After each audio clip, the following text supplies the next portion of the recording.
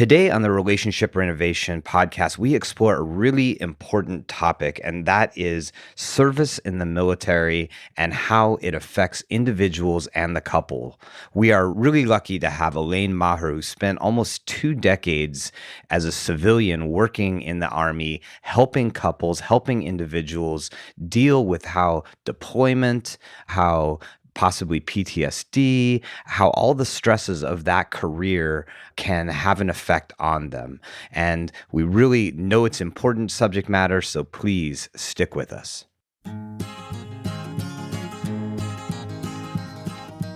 Hello, all, and welcome to the Relationship Renovation podcast. I'm Tara Kerwin. And my name is EJ Kerwin, and we want to jump right in because the topic we're going to hit today is something that is super compelling, and we're lucky enough in multiple ways, actually, to have a guest on our show, but also a new clinician at our facility and a person who brings a breadth of knowledge and insight into maybe an area that I know Tara and I don't necessarily have, and a lot of clinicians don't. So Elaine Maher, she is an LCSW, and if you don't know what that is out there, that's a licensed clinical social worker. And she has a background having worked in the Army as a civilian for quite some time earlier in her career. And so welcome, Elaine, and thank you for being here. Well, thank you so much for having me. Yeah, you bet. I mean, can you just first tell us a little bit about yourself, about your career, about sort of how you came up? Well, I started my career as a child welfare social worker in Hawaii and never anticipated the dramatic career shift to becoming an Army civilian social worker. But that happened rather quickly one day when a flyer came in the mail advertising, "Do you want to work for the Army and see families?" And I thought, well, I work with families, so I will apply.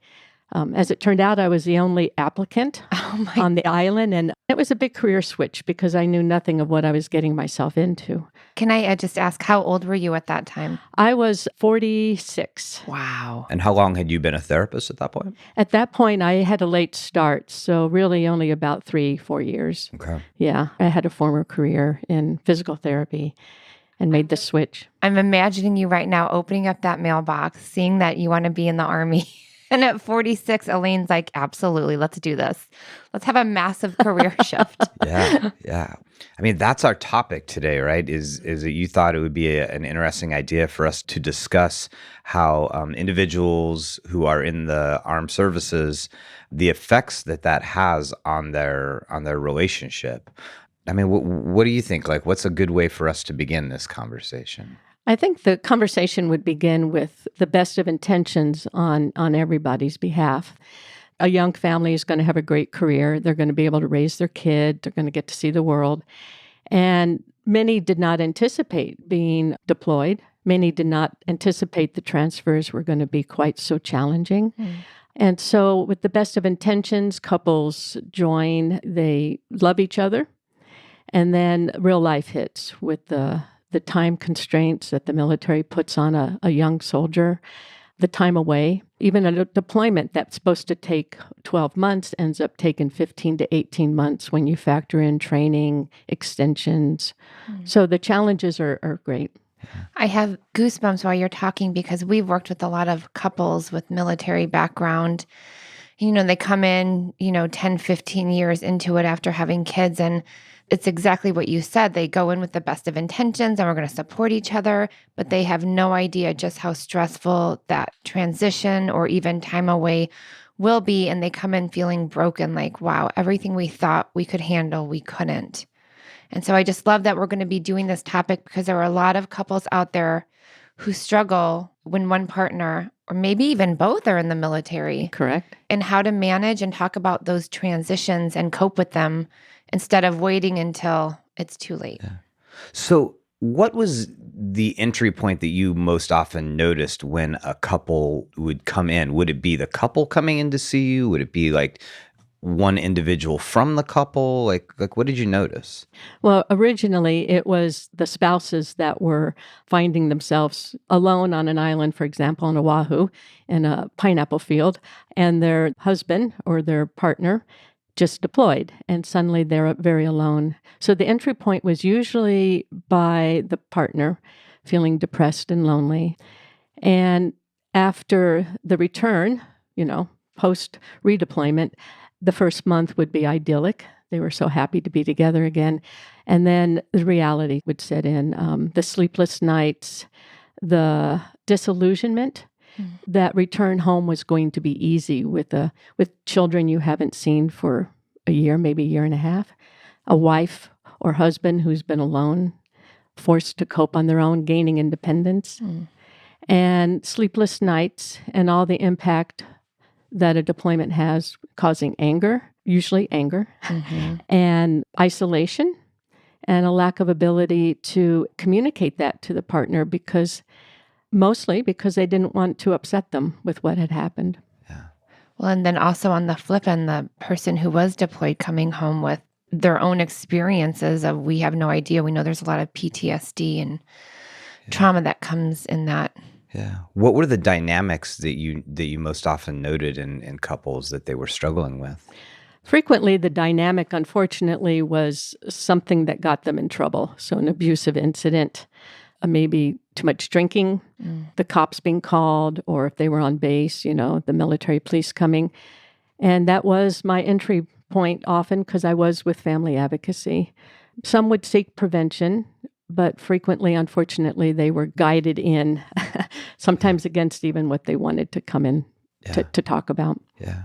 And I think that parallels what we see. We don't necessarily see couples coming in as a result of, law enforcement, but we see that there's been some crisis that's been happening. There's been a really bad argument, or, there's been something that compels them to get in because they're forced on some level to deal with it. I would say in the history of my work with couples, because I've been doing this for 20 years, that a lot of times when I've seen this, it's infidelity too, with because one partner's away and they need emotional, physical needs met. And so that is the majority for me has been infidelity with military couple. That's very true on both ends. It was a frequent occurrence that people would be talking to old people that they knew, they were lonely.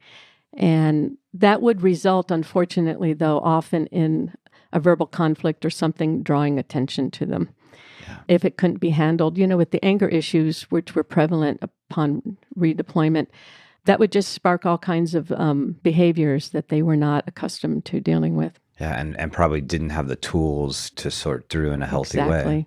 Well, and when, again, I don't know this, but when you're a soldier in the armed forces, you are taught to protect yourself from vulnerable emotions, compartmentalize. And so even imagine you go home and your partner's struggling, and the person that was in deployment has been able to compartmentalize a lot of their feelings. That it's just, there's just so many complications that dynamic brings in. That's such an excellent point. While on deployment, the frequent comment I would hear from the soldier would be, it was easier to be there than it was to come home. And often they would say, I would rather be back there, which is an incredibly hard thing to understand, especially knowing what they had gone through. Yeah. The partner can't understand that. I've had a few couples who one member was in armed forces, and they actually volunteered or re-enlisted or went and did that and didn't tell their partner. Yeah, I heard many of those stories. The re-enlistment was a big one where there was a bonus usually involved, and they had good intentions, but they also knew there was going to be a fight. And sometimes they really didn't have too many choices. And it was hard to explain that to the partner. Yeah. Yeah. And then the whole, it's interesting how things kind of cluster together. The inability to discuss complicated things with your partner in a healthy way, along with not necessarily feeling comfortable in the civilian life. All those things kind of layer together into, I think, both people feeling really isolated from one another. Yes. And let me add this because there's so much here. See how complex this is. But when we do get couples here and one is in the military, they're like, they make sure that these records are confidential, that no one can have access to it because there's such a shame around. I don't want anyone to know that if I'm going to do couples therapy or therapy, like I don't want the military to know. I'm afraid I'll get kicked out. I'm afraid. That's a very common expression. And sometimes the only problem with that is they couldn't find anybody who would service them the way that. You're talking like as far as a mental health professional. Yes, it wasn't so easy. They would have to seek services in ways that were very difficult for them. Mm-hmm. But they often did say that, and they would go to that extreme. Yeah, and I think the other, just to generalize this to people out there who might not be in the Army, Navy, Air Force, but Marines, yes. Sorry, just but in case. But this also, like I've seen this, like what we're talking about here, really generalizes to law enforcement, Yep. And firemen and EMTs. That a lot of these things, these dynamics are very similar. Yes, they are. They are very, very similar. Not to mention repetitive stress on the body. So the adrenaline system gets kicked up whenever you're in a high intensity job. And that constant stress takes a toll. Usually it starts with irritability, insomnia, and then progresses to isolation. And so before the isolation even occurs, there's usually a lot of conflicts in the relationship, which then maybe would actually lead to infidelity or other bad choices, maybe excessive substance abuse use. And then parenting issues come up along that. Yeah. So then let's start talking about how you worked with these people. I mean, what did you notice was helpful when you were working with them? Well, as we know with anger management, it's really about communication. So when they understand that they can feel better by communicating, when they get the chance to say things in a safe way, that helped a lot, even from the first session. The hope was very important. And also then the education to help the partner understand the military, because they may have been doing this with their soldier partner for years, but they never were told what to expect. So we would do a lot of education, just bringing everything out in the open, normalizing conversations, validating their right to be angry, and trying to put the pieces back together. I've heard partners say, I wish someone would have been really honest and told me what I was signing up for. I really had no idea. People will just say it's okay, that no one really could talk about what really happens. Yeah.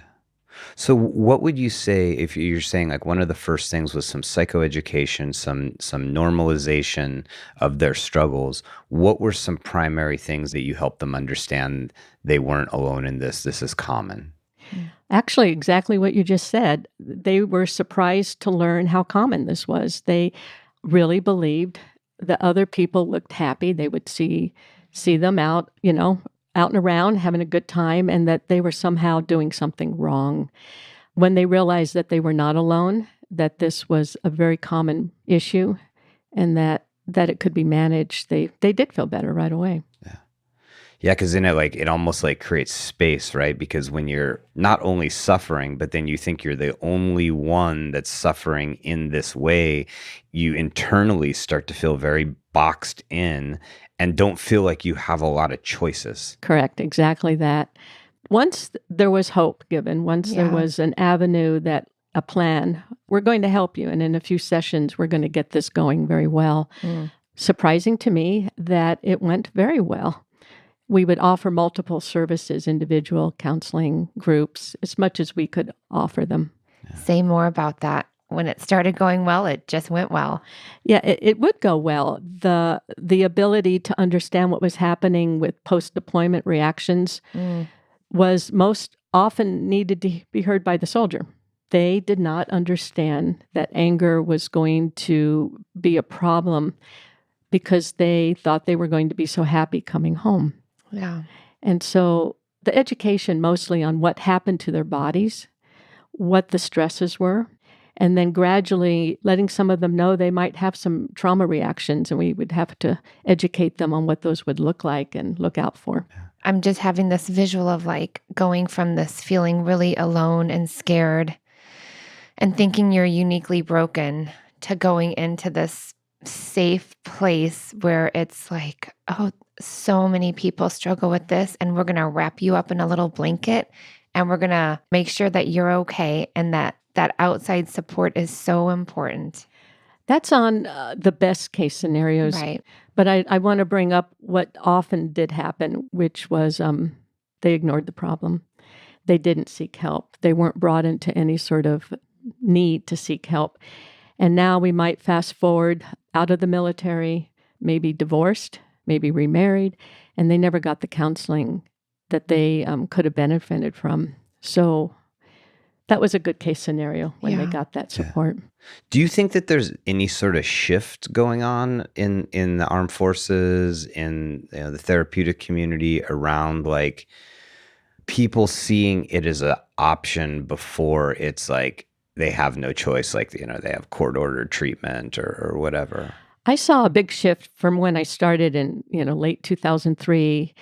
Actually, around 2010, I started seeing the most important shift that surprisingly there would be high-ranking individuals in the group along with enlisted, and that was unheard of initially. There would be high-ranking individuals sitting in the waiting room knowing that they were going to be seen. Mm-hmm. And yet it became so important that they get the help because then they became the role model.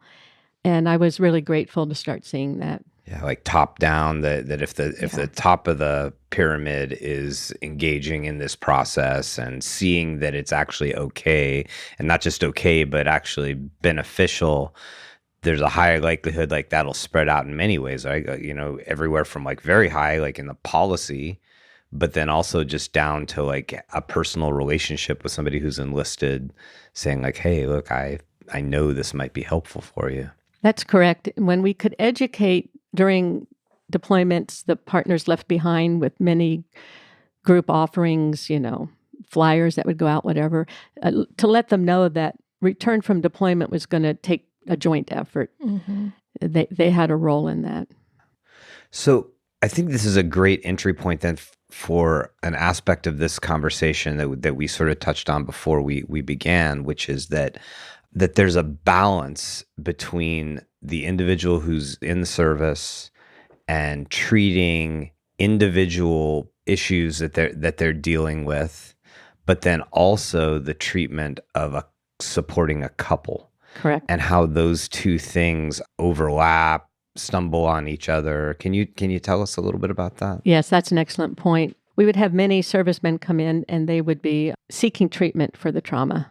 They would be coming in self-referred often, saying, I need help. I need to start sleeping again. I need to stop feeling so upset. I don't know what's wrong. And we would start a trauma treatment with all the best treatment tools, and they would be several sessions in. And most of the time, those treatments were circumvented by the desire and the need to talk about their girlfriend problems, their marital problems, because that was really what was the most upsetting to them, is what was happening in that moment. They didn't realize that they were prompting that conflict. Yeah, I mean, I can remember one couple specifically we worked with where it was exactly that, where like we were working with them as a couple, at the same time that he was in, I think it was called the Wounded Warrior program. Correct. Yeah. And he was, trying to deal with this like serious physical, emotional trauma that he'd been going through for a long time, but yet their relationship was so unstable. And everything was just like muddied and, intermingled with one another. And it made both sides of that treatment like extremely difficult. Yes, it's a challenge which to do first and which takes priority. Exactly. They will be helped greatly by the relief of some of the trauma symptoms, and yet they couldn't focus typically until they had some sort of assurance that they could cope with their daily relationship issue. In a good case scenario, both counseling sessions are going on in the same week. That's not always possible, but that would be the best case. Yeah, that kind of feeds into, I forget where, this is like, I remember from like grad school or something, like around how, growth happens when you're in a safe environment and then you work towards your edge. But if you don't have that safe environment, getting towards your edge is impossible, So What would you say are the things if, a couple's out there and they're really listening to this, or one member is listening to it and they're hearing like, yeah, this is something I really relate to. What would be the messages that you would tell to that individual? I think primarily know that they are not alone, that they really can have these symptoms get resolved, and to know that treatments can take time. However, even from the first session, just knowing that there's ways to learn how to cope with it is helpful. Well, I was going to say too, a lot of what you've been talking about, it's people come in this powerless place, which feels horrible. But when they get the services, whether it's individual or couples or group, there's this sense of empowerment, there's this sense of hope, and that's everything.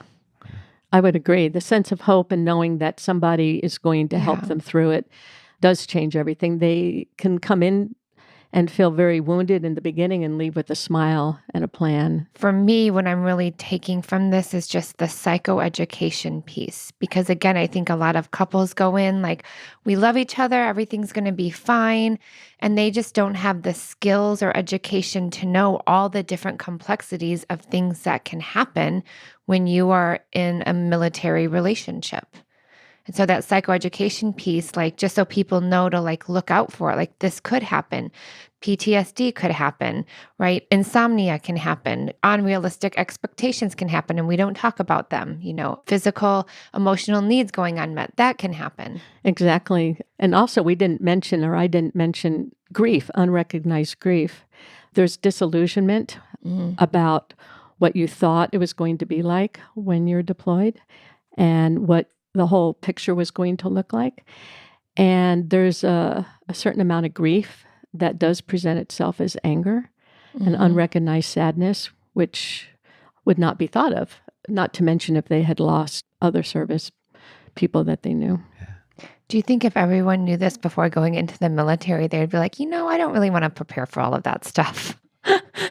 Unfortunately, that might be true. But I actually would, after seeing this for so many years, I think the good intentions outweigh the fear, because, it's got to be mentioned that they sign up for this because they really want to be there. Yeah. Yeah. I think that's something that I've seen that's like so, complex and hard for people to make sense that are in that position, of the fact that like they go in often with such incredible intentions. And then somewhere along the lines that gets really scrambled, for a variety of reasons, right? Correct. Yeah. And none of them were anticipated. Just a transfer alone from one duty station to another can be overwhelming, especially if you liked where you just were. So there's many opportunities for conflict and to build up resentments, and those resentments grow and continue to promote isolation and misunderstandings just over little things. Well, so just for a second, can we flip it over to the side of the non-military member? What did you notice for those individuals? Basically, a lack of understanding that there was going to be an intensive time commitment, Yeah. even when they return, that this often would go late into the night. And the partner would sometimes be waiting all day, cooking meals, doing things that they would know would make the relationship feel better, and unable to complete that. Yes. And the dynamic when your partner's coming home from deployment and the spouse or whatever has been taking care of the household, has been taking care of the kids, and they want that partner to come in and just like take over because maybe they're burnt, maybe they have some resentment, and then that doesn't happen. Again, that's another unrealistic expectation, but they don't know how to talk about it. So then that resentment kind of builds and like, I've been doing this for 9 months and you've been away and da da da. I mean, I've encountered that a lot with couples. Yeah, I think you nailed it on that one. That's exactly what happens. But the misunderstanding is often that the returning service member doesn't feel like they're welcome. They feel out of place. Even if there weren't children involved, they just know that life had gone on without them. And they almost need to be reinvited back into lives. Well, and how important would that be if there was training around the transition home? What to do that first week, that first day? How do you guys go in it together where you support each other and know, like, to not let that resentment or confusion or unrealistic expectations take over? Why isn't there training? There often was. However, it was hard to reach the intended audience. I see. Yeah, it was hard to reach them. Well, and it's literally every single person, every single couple that needs it on some level. But the ones who oftentimes get the treatment are just the ones who get to such a acute state Correct. that it's like they have Yeah, to. yeah. The system isn't built Yeah. to take care of absolutely everyone's needs. Correct. Well, and I can't tell you how many times we've tried to create like premarital programs and it just doesn't work because people are not in crisis when they're about to get married. Yeah. And I'm like, but you don't understand. Doing that preventative work is so important. But, we're just humans. We wait for a crisis. Well, I think also like you sort of like brought us into that next phase of like, so we spoke about psychoeducation, normalization at the front end of like helping people understand they're not alone, that there's not just something wrong with them, that this is a dynamic that affects a huge population of people. So once they feel that, okay, this is normal, then the next thing is getting them out of that feeling of powerlessness and into feeling empowered and that they can actually change. That's a great point. I think the limitations with that would be probably time factors. So, you could leave a session feeling very empowered, but we have to teach them how to cope when real life hits again. And I think that's what keeps happening, regardless of being a veteran or currently in the military, is life takes over and you have to know how to cope with what's going on and know how to rekindle that sense of hope. And so I'm going to recommend counseling or some sort of an education or support so that you can continue to, keep that hope being stoked. Yeah. And we see this, this is a dynamic that happens with sort of every couple or every individual in counseling, is that there's like this duality that's happening, is that we're helping them sort out the past, understand it better, heal from it, process it, while meanwhile there's every day more stressors and more complications, and in this case, like they're adjusting to like coming back from a deployment and reintegrating, but yet they're looking at like, well, in 3 months I'm out of here again, and so it's a real complex thing that this individual and that their clinician is helping them do, is sort out the past, but also deal with what's happening now. I love that point. That was exactly what happened. So what soldiers would do, even sometimes the family members, they would detach, seek more independence, start to protect themselves emotionally. And unfortunately, that detachment would happen early on. And then if we talk about the reality, which was multiple deployments, I mean, within a very short few years, if I was working with the family, I was often sitting there with them through 3 or 4 deployments. Wow. Where we were repeating this cycle over and over again. And that created a whole new stress that none of us as clinicians were prepared for. We knew how to handle maybe one with the return, but not the preparation, as you said, for the next one. Yeah. I think we've done a really good job of talking about what the struggles are and the importance of seeking help and treating both the suffering that's a result of maybe PTSD, but also sorting out how to be connected and work with relationship issues. So then when things went well, when you had an individual or a couple that you worked with over a period of time, what did it look like when couples and individuals did the work? That's a great question. What it looked like was the ability to make spontaneous plans and stick with them. Simple things like that, to go and get out of the home and to put down the game and the phone. So I'm being really practical here. That's how it would be apparent. And the communication would lead to greater physical affection, which is what they both were craving in the first place, was connectiveness. But it would look like the ability to say, let's take a little trip together. Let's go to the store together versus I'll stay here and you go. Let's take a walk together. Let's go to a movie. And so I just wanted to bring it to its most simple forms. Absolutely. I love that. And it would look better, of course, after several months of practice, that they would gain and retrust each other, especially if there was infidelity or emotional connections outside the relationship.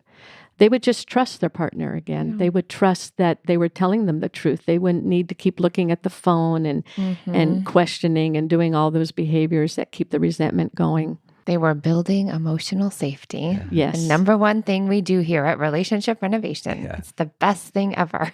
What would you see around the evolution of expressions of anger? Because that's a big one that we see, right? Is like conflict getting heightened and anger coming out. Like how would that change? The anger would be, while it might have been directed inward, initially by some isolation, when the couple would need to engage more, it would look like blame, just attacks and blame going both ways, because they no longer could function. They couldn't have a conversation. So the anger would continually be rekindled, so to speak, every day, new reasons to be upset, building evidence, so to speak, in your head that this is not you. And that's where the education came in, that we would realize that both could benefit from seeking counseling at some point also, to understand why they were feeling their internal pressure. Yeah. And how would you see that anger shift? It would shift by recognition that they may need to feel sad. I'm going to be very honest about that. That's what we want to avoid as humans. We don't like sadness or grief. And anger is just the perfect behavior to keep us from feeling sad or afraid. So the counseling helps people to recognize that sadness is there, that fear can be normalized. Yeah.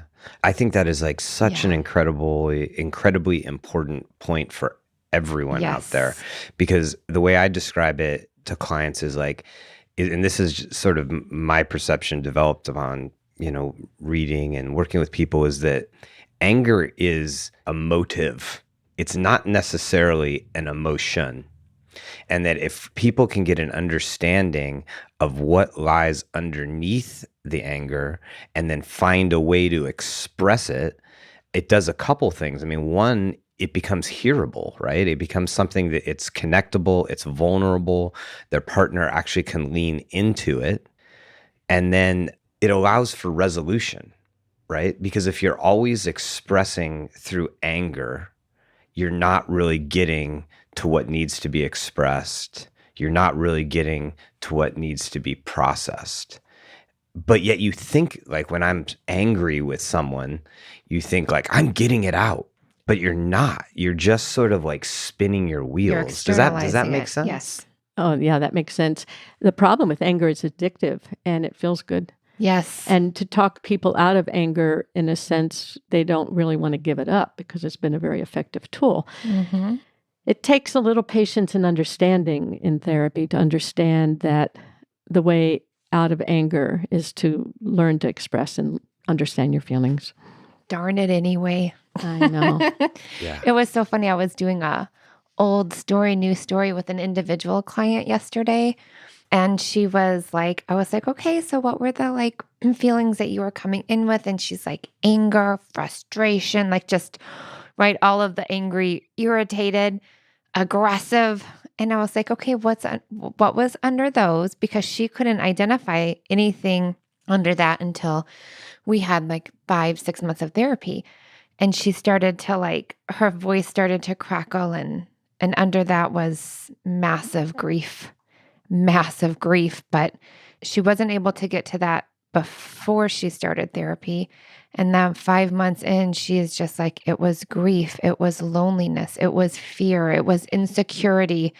And it's just like she feels so free that she can identify now what was under all of that anger. And it's true, anger is projected outward, so we don't have to feel it internally, because who wants to stay and feel grief? No thanks. So much easier to be angry. Yeah. And then in the context of an individual in the service, everything they've been programmed is like, avoid being vulnerable, like literally avoid being vulnerable, because then it puts your life at risk. And then what we're saying is like, in order to actually be safe in your relationship, you have to do everything that you were trained not to do. That's correct. And they often the expression would be, but I don't know how to do it because I don't know myself anymore. I don't know what I feel like anymore because I've just kept busy, just kept moving, just kept doing what my job was. Well, I mean, I think that this is a great topic, and it's important because there's so many people who are in law enforcement, who are in the service, and they need to know that they're not alone and that there are success stories and that there's a way through it. But again, some of these are like very just universal messages that are important for everybody, that we all are biologically created to survive. And those survival instincts we have oftentimes don't work well in our relationship. I think that point of the universal commonality that we have as humans is a really important way to normalize and to have people feel comfortable coming into counseling regardless of what their issue is. There's many forms of trauma. There's many ways that this can present itself and not be known to you, that you have actually some trauma history. You might have minimized it. You may have also have some survivor's guilt, like it didn't happen to me. I wasn't injured. So why should I be the one coming in and seeking therapy when so many others are worse off? I would like to stress that anything that brings a disturbance to how your daily functioning is reason enough to take it seriously, to recognize that you deserve to get that support. And that oftentimes our own personal suffering creates major disruptions in our relationship. We come in to relationship counseling thinking the relationship's broke, but in reality, it's that all humans suffer. And so it makes sense that then two people with different types of suffering would then have a hard time navigating life together. Correct. All the complexities that come along with it. And if we can just recognize that and enter into a more empathetic state with one another, and realize we're not alone, we're not uniquely broken, that then our relationship, we can create stability, safety within our relationship. And then we, as both individuals, can heal and, get better at life and become our best selves together. I mean, that's our whole goal here. So if you're listening and if you're struggling, if you have a friend, if you have a family member, there is support. There is support. That therapy is very helpful in helping couples, individuals navigate this type of stress. Yeah. Well, thank you, Elaine. This has been really, just a very thoughtful, and, you've shared a lot of insight into a really important population within our community that struggles. Thank you so much. I've enjoyed being able to speak on this so openly too. Yeah. And I want to say too, there's going to be like 3 thank yous. Thank you for being a beautiful human. Thank you for all of your service in the military and with the individuals and the couples that you have done amazing work with. And then thank you for being here. We're so grateful that you are a part of our team and that you come with this amazing knowledge and beautiful heart and amazing spirit. So thank you. Oh, thank you. I'm glad I'm here. I'm very glad to be here. All right. Well, we just want to, as always, thank you for being a part of our community who's listening to this show. We've just gotten great feedback over the months about just how people are, hearing this and relating to subject matter. We really appreciate when you tell us topics you want us to explore. We love it when you hear a show and it would be, something that would be really useful for one of your friends, family members to hear. So please pass us along. Our show today really spoke to the importance of wherever you are, knowing that there's help out there. Knowing that there are resources out there that can support you in a struggle that lots of people are having, and that you're not alone. So, we just care about this community. We know how much the impact of having a healthy relationship has on the individual, has on kids, has on work, has on community. And we just appreciate the fact that you guys are all on this journey with us. Thank you so much. And as always, take care of yourself, take care of each other. You deserve amazing freedom and love. Bye-bye. Me and you just singing on the train, me and you listening are the same.